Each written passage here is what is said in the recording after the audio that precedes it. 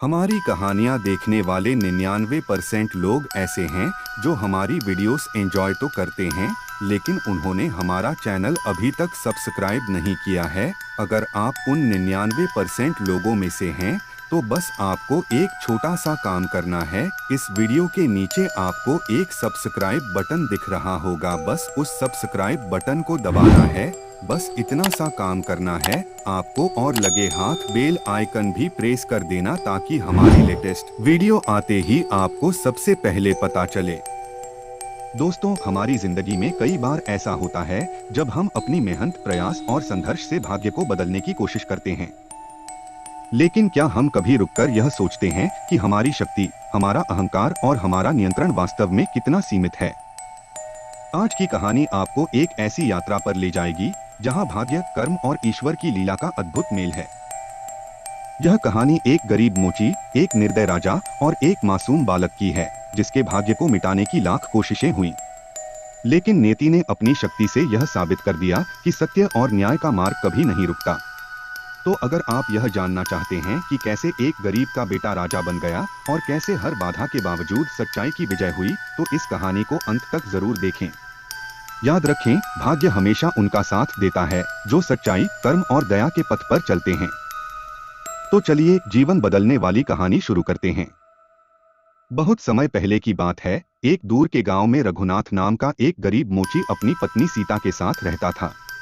उनका जीवन कठिनाइयों से भरा हुआ था, लेकिन वे एक दूसरे के साथ खुश थे।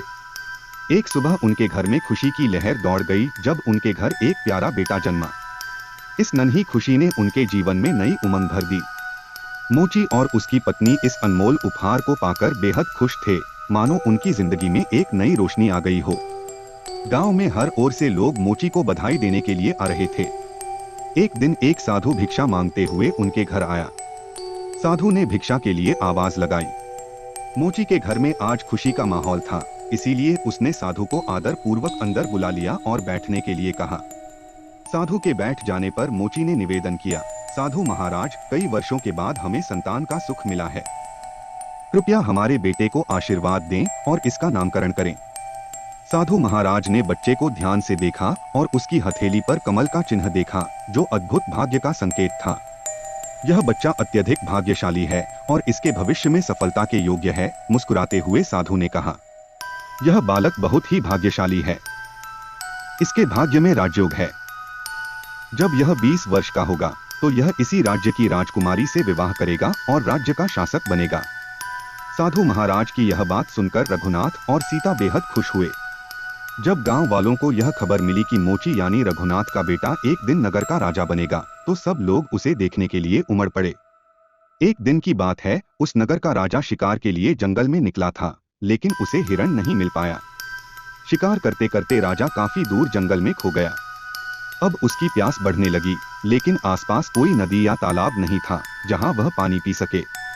राजा ने कई घंटे जंगल में भटकते हुए पानी की तलाश की। आखिरकार वह उसी गांव में पहुंच गया जहां रघुनाथ नाम का मोची अपनी पत्नी और बच्चे के साथ रहता था। राजा की नजर एक बूढ़े आदमी पर पड़ी जो अपनी कुटिया के पास बैठा हुआ था। राजा ने प्यासे होकर बूढ़े व्यक्ति से पानी मांगा। व्यक्ति ने उसे रुकने के लिए कहा और फिर अपनी कुटिया से पानी लाकर राजा को दिया। राजा ने पानी पीने के बाद देखा कि बहुत सारे लोग बाहर इकट्ठे होकर जा रहे थे। राजा ने आश्चर्य से बूढ़े व्यक्ति से पूछा, यह लोग कहाँ जा रहे हैं? बूढ़े व्यक्ति ने मुस्कुराते हुए जवाब दिया, यह सभी रघुनाथ मोची के घर जा रहे हैं, क्योंकि वहाँ एक अत्यधिक भाग्यशाली बच्चे का जन्म हुआ है। बूढ़े व्यक्ति ने कहा, साधु महाराज ने उस बच्चे के बारे में एक भविष्यवाणी की थी। यह सुनकर राजा का मन अशांत हो गया। राजा ने जिज्ञासा से बूढ़े व्यक्ति से पूछा कि ऐसी कौन सी भविष्यवाणी है जिसके कारण सभी लोग रघुनाथ मोची के घर जा रहे हैं?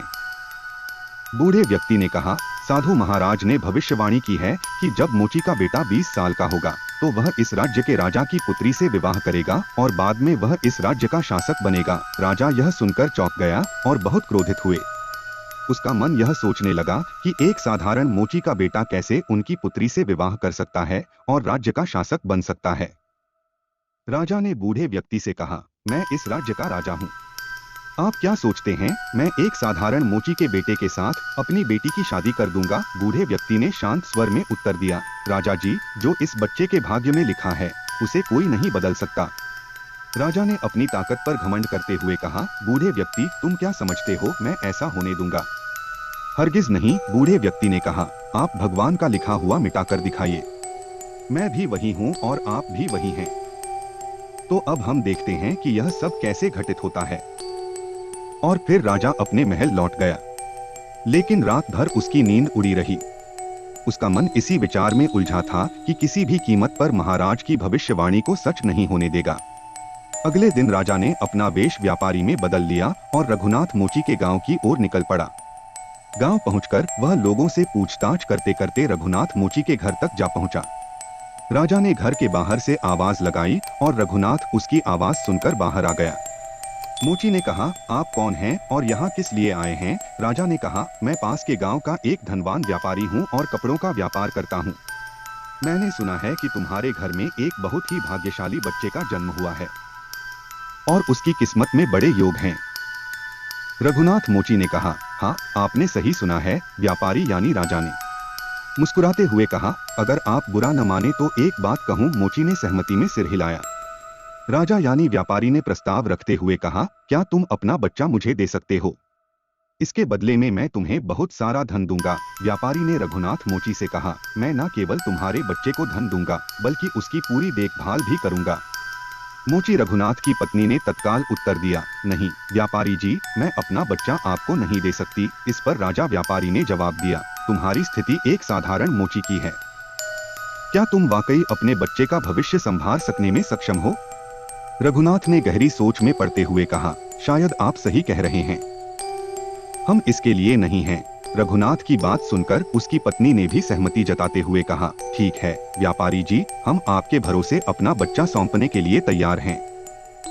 धनी व्यापारी यानी राजा ने रघुनाथ मोची से वादा करते हुए कहा, मैं इस बच्चे का पालन पोषण करूंगा, लेकिन जब यह 20 साल का हो जाएगा तब इसे तुम्हारे पास लौटा दूंगा। रघुनाथ मोची ने संतोष से सहमति में सिर हिलाया और राजा व्यापारी ने बच्चे को अपने साथ ले लिया। व्यापारी यानी राजा बच्चे को लेकर एक गहरी नदी के किनारे पहुंचा।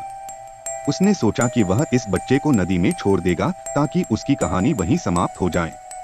लेकिन जैसे ही उसने बच्चे का मासूम चेहरा देखा, उसका मन विचलित हो उठा और उसे बच्चे को छोड़ने का साहस नहीं हुआ। काफी सोच विचार के बाद राजा ने एक मजबूत लकड़ी का बक्सा लिया और बच्चे को उसमें रखकर उसे नदी में बहा दिया। राजा ने सोचा कि यह बक्सा नदी के गहरे पानी में जाकर डूब जाएगा और बच्चा वहीं खत्म हो जाएगा। यह सोचकर राजा निश्चिंत होकर अपने घर लौट गया, यह मानते हुए कि अब इस बच्चे का कोई भविष्य नहीं है और उसकी बेटी के साथ इसका संबंध कभी नहीं बनेगा। उधर वह बक्सा नदी के बहाव में बहते बहते किनारे पर पहुंचा। नदी के किनारे पर एक संपन्न धनी जमींदार सूर्य को जल अर्पित कर रहा था। तभी उसकी नजर बहकर आए एक संदूक पर पड़ी। जिज्ञासा में आकर उसने संदूक खोला और उसमें एक मासूम बच्चे को देखकर आश्चर्यचकित रह गया।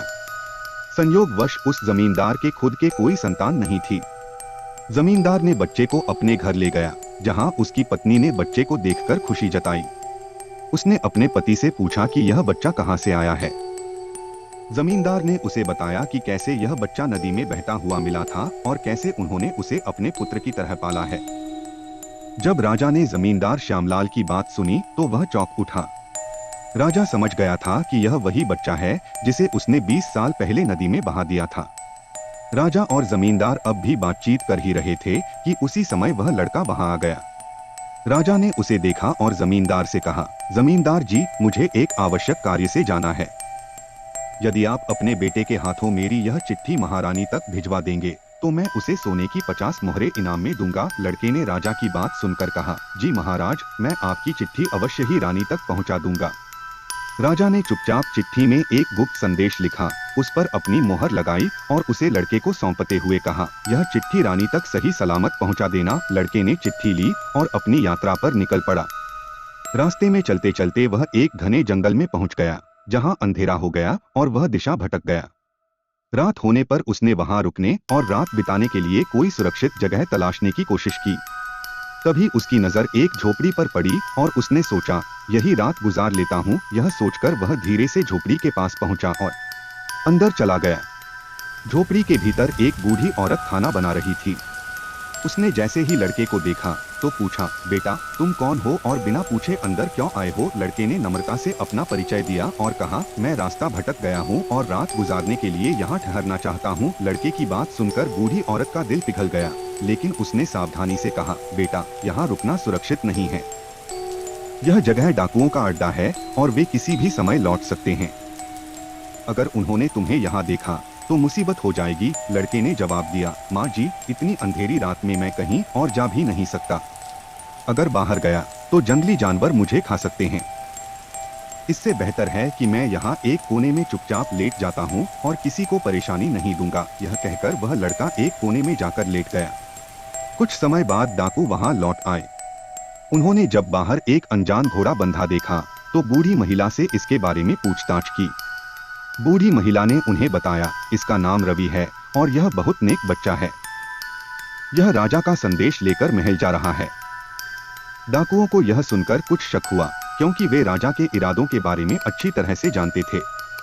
संदेह होने पर उन्होंने रवि की जेब से चिट्ठी निकाली और उसे पढ़ना शुरू किया। जैसे ही डाकुओं ने चिट्ठी पढ़ी, उन्हें सारा मामला समझ में आ गया। बूढ़ी महिला ने उनसे पूछा, बेटा इस चिट्ठी में क्या लिखा है? तब एक डाकू ने बताया, इसमें लिखा है कि जैसे ही यह युवक हमारे पास पहुंचे, उसे मारकर कहीं दूर दफना देना और यह काम राजा के पहुंचने से पहले ही हो जाना चाहिए। बूढ़ी महिला यह सुनकर हैरान रह गई और बोली, यह राजा कितना निर्दय है, जिसने खुद ही इस लड़के को संदेशवाहक बनाकर भेजा है और अब उसी को मरवाने का आदेश दे रहा है। बूढ़ी महिला ने सोचा, मुझे इस मासूम को बचाना चाहिए। उसने डाकुओं से बात की और फिर उन्होंने एक नई चिट्ठी लिखकर उसे पुरानी चिट्ठी से बदल दिया और चुपचाप रवि की जेब में रख दी। इसके बाद डाकू वहां से चले गए। सुबह होते ही रवि जागा और बूढ़ी महिला को धन्यवाद देकर अपनी यात्रा पर आगे बढ़ गया। कुछ समय बाद वह राजमहल पहुंचा और उसने चिट्ठी महारानी को सौंप दी। महारानी ने चिट्ठी पढ़ी तो उसमें लिखा था कि यह युवक अत्यंत बुद्धिमान और योग्य है और यह राजकुमारी के साथ विवाह करने के लायक है, इसलिए मेरे आने से पहले ही इसका विवाह राजकुमारी के साथ कर दिया जाए। महारानी यह पढ़कर हैरान रह गई और सोचने लगी कि आखिर महाराज किसी अज्ञात युवक के साथ राजकुमारी का विवाह कैसे तय कर सकते हैं। लेकिन जब उन्होंने देखा कि चिट्ठी पर राजा की मोहर लगी हुई है तो उन्हें विश्वास करना पड़ा कि यह युवक झूठ नहीं बोल रहा है। महारानी ने राजा के आदेश का पालन करते हुए राजकुमारी का विवाह उस युवक से कर दिया। कुछ दिनों बाद जब राजा लौटा और उसे यह बात पता चली तो वह क्रोध से आग बबूला हो गया। उसने महारानी से कड़क आवाज में पूछा, तुमने ऐसा क्यों किया? महारानी ने शांत स्वर में उत्तर दिया, महाराज जैसा आपने चिट्ठी में आदेश दिया था मैंने वैसा ही किया। राजा ने तुरंत महारानी से कहा, मुझे वह चिट्ठी दिखाओ। जब महारानी ने चिट्ठी राजा को दिखाई तो राजा ने उसमें लिखा हुआ कुछ और ही पाया। यह देखकर राजा का गुस्सा बढ़ गया और उसने अपने सैनिकों को आदेश दिया, जाओ उस युवक को पकड़कर मेरे सामने लाओ। सैनिक तुरंत गए और रवि को पकड़कर दरबार में ले आए। क्रोध से भरे राजा ने रवि से कहा, तुमने छल से मेरी पुत्री से विवाह कर लिया, परंतु मैं तुम्हें अपना दामाद स्वीकार नहीं करूंगा। रवि ने विनम्रता से उत्तर दिया, महाराज मैंने कोई छल नहीं किया, मैं निर्दोष हूँ और आपकी आज्ञा का पालन ही किया है। राजा ने रवि की बात सुनकर कहा, तुम मुझे मूर्ख बनाने की कोशिश कर रहे हो, लेकिन मैं तुम्हें अपना दामाद स्वीकार नहीं करूंगा। तभी एक सैनिक ने आकर राजा को सूचित किया, महाराज बाहर एक बूढ़े व्यक्ति आए हैं और वे आपसे तुरंत मिलना चाहते हैं। राजा ने बूढ़े व्यक्ति को अंदर बुलाने का आदेश दिया। बूढ़े व्यक्ति के प्रवेश करते ही राजा ने उठकर उन्हें प्रणाम किया और विनम्रता से उनके आगमन का उद्देश्य पूछा। बूढ़े व्यक्ति ने कहा, राजन ऐसा लगता है कि तुमने मुझे पहचाना नहीं। राजा ने विनम्रता से कहा, नहीं महात्मा मैंने आपको नहीं पहचाना। बूढ़े व्यक्ति ने मुस्कुराते हुए कहा, राजन मैं वही व्यक्ति हूँ जिसके साथ तुमने 20 साल पहले भाग्य को चुनौती देने की बात की थी। बूढ़े व्यक्ति की यह बात सुनते ही राजा चौंक गया और उसे सब कुछ याद आ गया। बूढ़े व्यक्ति ने फिर मुस्कुराते हुए कहा, तो बताओ राजन क्या तुमने भाग्य का लिखा मिटा दिया? राजा ने अपनी दृष्टि नीची करते हुए कहा, नहीं महात्मा मैं भाग्य के सामने हार गया हूँ। बूढ़े व्यक्ति ने राजा से कहा, राजन भाग्य को कोई पराजित नहीं कर सकता। अब रवि को अपना दामाद स्वीकार कर लो और अपना राजपाट उसे सौंप दो। राजा ने विनम्रता से कहा, जैसा आप कह रहे हैं मैं वैसा ही करूंगा। बूढ़े व्यक्ति राजा को समझाकर वहां से चले गए। राजा ने रवि से माफी मांगी और पूरा राजपाट उसे सौंप दिया। दोस्तों, इस कहानी से आपने क्या समझा? अपने विचारों को, अपने भावनाओं को एक कमेंट के माध्यम से जरूर बताएं। क्या पता आपके एक कमेंट से किसी का जीवन बदल जाए। धन्यवाद। यदि हमारी कहानी आपको पसंद आए तो वीडियो को लाइक करना न भूलें। इसी तरह की मजेदार और रोचक कहानियों के लिए आज ही हमारे चैनल को सब्सक्राइब करें और बेल आइकॉन जरूर दबाएं, ताकि आपको नई कहानियों की सूचना सबसे पहले मिले। अपने सुझाव हमें कमेंट के माध्यम से जरूर बताएं।